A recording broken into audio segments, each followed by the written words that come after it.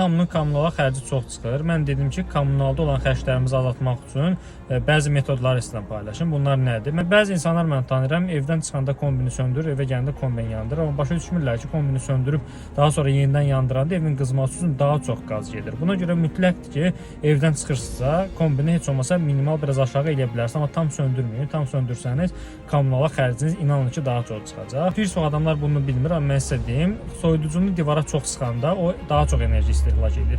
Ona görə heç olmasa arasında bir 10-15 sm məsafə saxlamaq lazımdır ki, enerji daha qənaət eləsin. Avadanlıqların üzərində bəzən görürsünüz A+, B+. Yəni əgər yeni bir avadanlıq alarsınızsa, ona da mütləq fikir etmək lazımdır ki, ekonom işləsin.